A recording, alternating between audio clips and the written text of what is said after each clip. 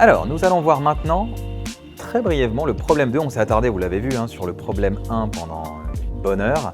On va maintenant regarder brièvement ce qu'on pouvait faire sur le problème 2. On avait vraiment ici, pour ceux qui avaient bien travaillé l'algèbre bilinéaire en deuxième année, on avait une collection de classiques ici avec cette intégrale-là dont il fallait montrer qu'elle converge, dont il fallait montrer la convergence. On reconnaissait ici, même si elle ne se nomme pas comme ça, une fonction gamma. Donc très classique, où ça se montre par intégration par partie, et puis on trouve une relation de récurrence qui nous permet de faire une démonstration par récurrence. Donc voyons voir rapidement ici. Là, il s'agissait de voir déjà faire un premier cas, donc ça c'est assez bien vu, de faire un premier cas p égale 0 pour montrer que cette intégrale converge, c'est assez évident, mais il est bon de le rappeler. Le deuxième cas, lui, était plus compliqué pour ceux qui ont fait, comme je vous l'ai suggéré dans la première vidéo d'analyse globale du sujet de l'EM Lyon, avoir fait l'ESSEC 2002 pouvait servir ici. Et donc là, on utilisait une méthode ici, par exemple, par équivalence. Là, Paul Louis a utilisé aussi une croissance comparée, permettant de montrer, d'utiliser la définition de la limite. Donc ça, c'est assez élégant aussi comme méthode. En utilisant la définition de la limite, on peut trouver une comparaison possible.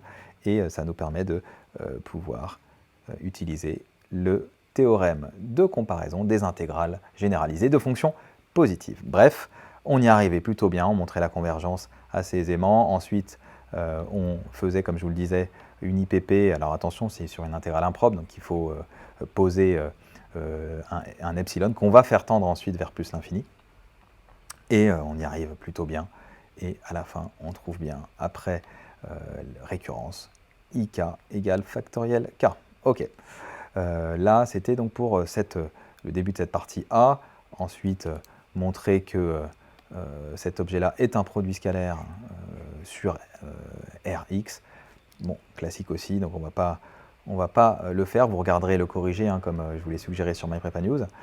Là, ensuite, on avait une partie un petit peu calculatoire, où on s'intéressait à une matrice appartenant à M3 de R. Ensuite, on revenait au cas général, et où ici, c'était intéressant parce qu'on observait une définition du produit matriciel, donc, qui est souvent assez négligé des candidats. Ils se disent que ça ne tombe pas souvent. Là, en fait, ça tombe assez souvent en ECS, un peu moins en ECE. AN est la matrice de passage de la base N à la base Bn, ainsi on a ça. Et donc, là, c'est après. Voilà, c'est après ici, voilà, on reconnaît le produit matriciel, CIJ égale la somme des BIK AKJ, et on remplace BIK par ce que ça vaut, c'est-à-dire AKI dans cette question, et on obtient directement, en utilisant le produit matriciel, le résultat. Les questions ici suivantes sont sympathiques, assez simples, elles prennent 3-4 lignes pour certaines, celle-là, la C est un peu plus longue, mais tellement classique. Ici, il suffisait de se servir en fait du cours sur le fait que lorsqu'une matrice est inversible, sa transposée est également inversible. Donc voilà, donc AN est inversible, donc d'après cet A, donc transposée de N est également inversible. Et comme produit de matrice inversible, on a encore une propriété sur les matrices inversibles. A et B inversibles implique que A fois B est également inversible et égal à, donc AB-1 est égal à B-1, A-1. Bref, on utilise ce point de cours, souvenez-vous, si je vais l'écrire brièvement.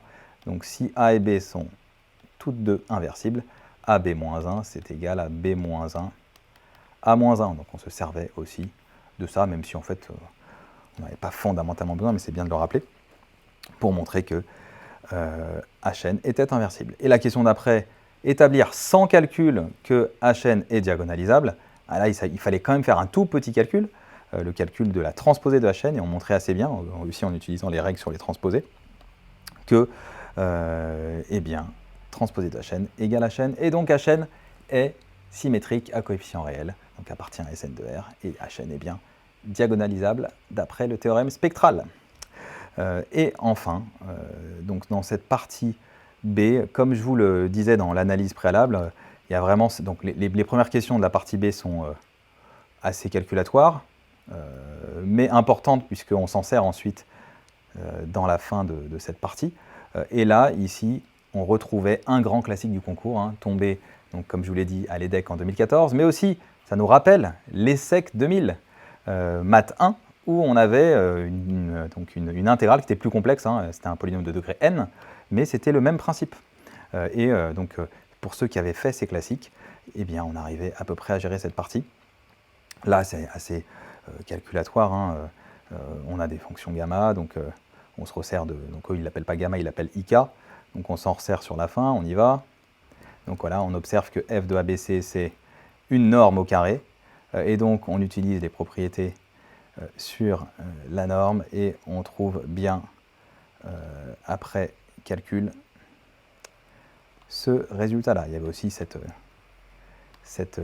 technique-là qui était possible. Je vous rappelle aussi une autre formule qui tombe de temps en temps, donc là on l'a vu sur les normes, mais on a cette formule qu'il faut aussi connaître, somme k allant de 1 à n de xk au carré.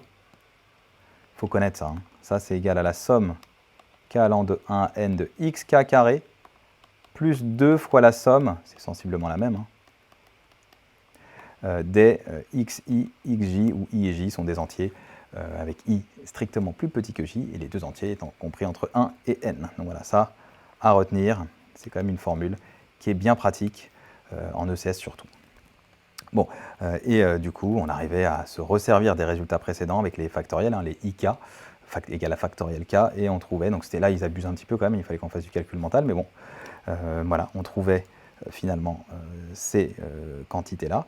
Ensuite, c'est calculatoire, mais c'était intéressant de savoir ici exprimer cette intégrale sous forme de norme au carré, dans la question ici. Et donc ça, vraiment, méga classique ça, hein. Donc ça, s'il vous plaît, sachez le faire pour les prochaines années, parce que ça tombe assez régulièrement au concours. Et ensuite, on faisait le lien, du coup, ça qui était aussi intéressant, entre le cours sur les fonctions de n variables et le cours sur la projection orthogonale, donc cours d'algèbre bilinéaire. Donc là, c'était aussi une question très intéressante que vous pourrez voir dans le détail sur le corrigé de MyPrepa News. Voilà, je vous montre juste la partie où on exprime, hein, voilà, c'est-à-dire qu'on voit que FABC, c'est une norme, c'est la norme de A plus BX plus CX moins X cube, mais qu'on peut aussi renverser, c'est aussi égal à X cube, parce que ça, il faut quand même l'avoir en tête. La norme de A moins B est égale à la norme de B moins A, j'espère que ça c'est clair.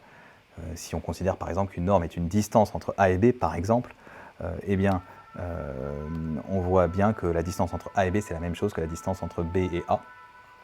Donc bref, ça c'est juste pour l'interprétation, mais après il faut quand même savoir le démontrer, ça c'est pas très compliqué, hein, juste brièvement, hein, c'est égal à la norme de moins B moins A, mais moins B moins A, c'est valeur absolue de moins 1 fois B moins A, bref, pas très compliqué quand même. Et donc on montre bien la chose.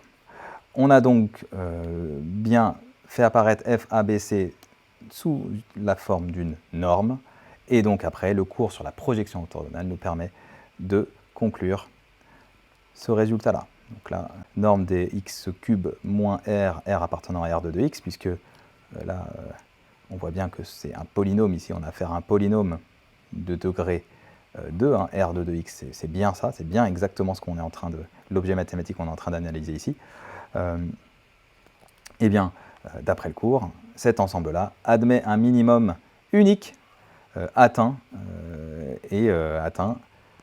pour P égale à la projection orthogonale de x cube sur R2 de x. Où P de R2 de x désigne le projecteur orthogonal sur R2 de x. Voilà, donc vous regarderez ça vraiment dans MyPrepa News, parce que ce problème-là est quand même un condensé de questions classiques. Bon, il y a des questions calculatoires, mais il y a aussi quand même beaucoup de questions classiques. Donc, revoyez-le bien à l'aide de la correction. Eh bien, merci. Voilà, c'était la correction, donc l'analyse du sujet de l'EM Lyon 2020 ECS, avec la correction disponible sur MyPrepa News.